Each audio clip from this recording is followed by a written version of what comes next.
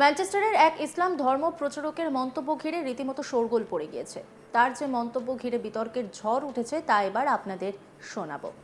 তিনি বলেছেন, বিবাহিত নারীদের জন্য বিবাহ নিষিদ্ধ। এর অর্থ হলো, যাদের স্বামী আছে যতক্ষণ পর্যন্ত তারা বিবাহিত থাকে ততক্ষণ পর্যন্ত তাদের সঙ্গে বিবাহ নিষিদ্ধ, যদি না তারা তালাক প্রাপ্ত হয় এবং ইদ্দত পূর্ণ করে। আপনার মালিকানাধীন যে কোনো দাসী ব্যতীত, অর্থাৎ যুদ্ধে বন্দীকৃত নারী। যদি কোনো অবিশ্বাসী নারীকে যুদ্ধে বন্দী করা হয় তাহলে এক মাসিক ঋতুচক্র অতিবাহিত হওয়ার পর সে মুসলিমদের জন্য বৈধ হয়ে যায়, যা প্রমাণ করে যে সে গর্ভবতী নয়। এবং তারপর আল্লাহ তাআলা সুবহানুল্লাহ ওয়া তাআলা বলেন, এবং আল্লাহ বলেন, এটি আল্লাহর বিধান অথবা তোমাদের উপর বাধ্যতামূলক বিধান, অর্থাৎ তোমাদের অবশ্যই মেনে চলতে হবে। এর অনুসরণ করা হেদায়েত, কারণ এতে আরোগ্য এবং আলো রয়েছে। কি অনুমোদিত এবং কি নিষিদ্ধ তার ব্যাখ্যা রয়েছে। এগুলো ছাড়া অন্য সকল নারী তোমাদের জন্য বৈধ। তাই সাহাবীদের এই বিধান সম্পর্কে শিক্ষা দেওয়া হচ্ছে।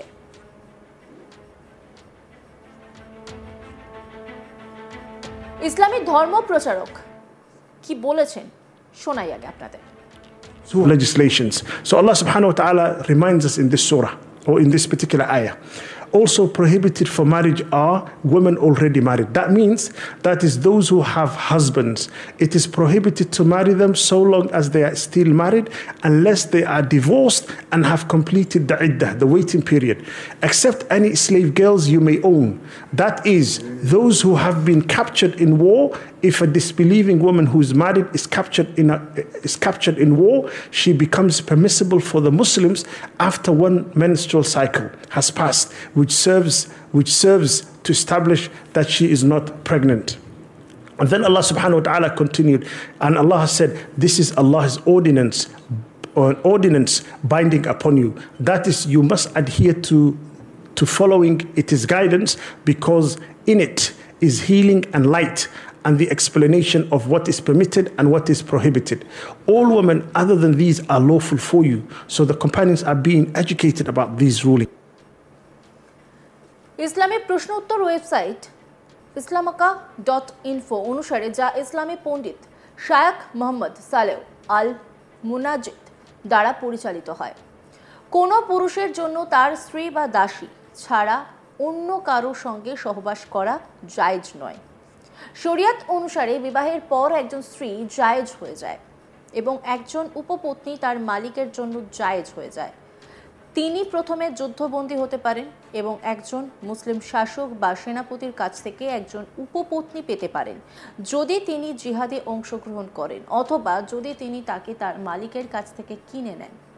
একজন মুসলিম তার মালিকানার কারণে তার জন্য জায়েজ হয়ে যায় যখন এটি প্রতিষ্ঠিত হয় যে তিনি একটি ঋতুস্রাবের জন্য অপেক্ষা করার মাধ্যমে গর্ভবতী নন, অথবা যদি তিনি গর্ভবতী হন তবে সন্তান প্রসব না করা পর্যন্ত।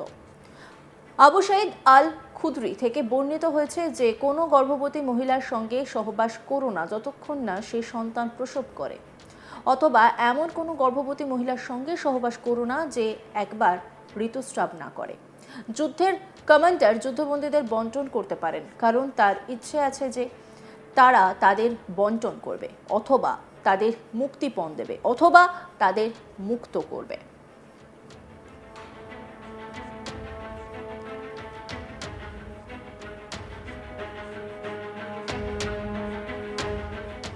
প্রসঙ্গত, ইসলামী ধর্ম প্রচারকের এই ধরনের চরমপন্থী মতাদর্শ ইসলামের একটি উগ্র এবং ক্ষুদ্র ব্যাখ্যার প্রতিনিধিত্ব করে, যা বিশ্বজুড়ে বিপুল সংখ্যক মুসলমান প্রত্যাখ্যান করে। মূলধারার ইসলামী পণ্ডিত এবং প্রতিষ্ঠানগুলি বারবার দাসপ্রথা এবং যৌন সহিংসতার নিন্দা করেছে, জোর দিয়ে বলেছে যে সমসাময়িক ইসলামে এই ধরনের অনুশীলনের কোনো স্থান নেই।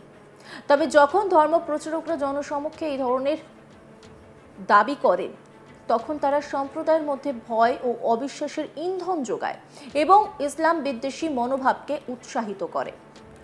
ঘৃণাত্মক বক্তব্য যখন সহিংসতার প্ররোচনা বা জননিরাপত্তা লঙ্ঘনে পরিণত হয় তখন কর্তৃপক্ষকে দ্রুত এবং দৃঢ়ভাবে প্রতিক্রিয়া জানাতে হবে।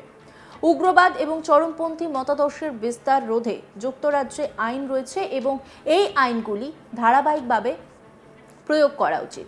একই সঙ্গে বৃহত্তর মুসলিম সম্প্রদায়, আন্তঃধর্মীয় নেতা এবং নাগরিক সমাজকেও সক্রিয়ভাবে এই ধরনের দৃষ্টিভঙ্গি প্রত্যাখ্যান করতে হবে এবং তাদের থেকে দূরে থাকতে হবে। এটি কেবল তাদের বিশ্বাসের অখণ্ডতা রক্ষা করে না, বরং মানবাধিকার, শ্রদ্ধা এবং সহাবস্থানের সার্বজনীন মূল্যবোধের প্রতি একটি যৌথ প্রতিশ্রুতিকেও শক্তিশালী করে।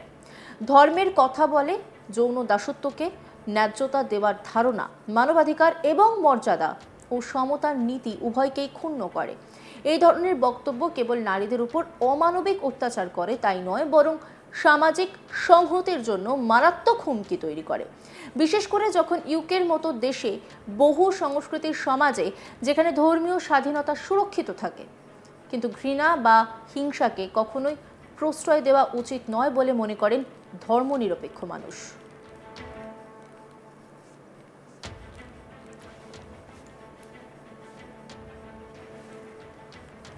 ইসলামের ধর্ম প্রচারক ঠিক কি বলেছেন জানিয়ে এত বিতর্ক, আরেকবার শুনবো।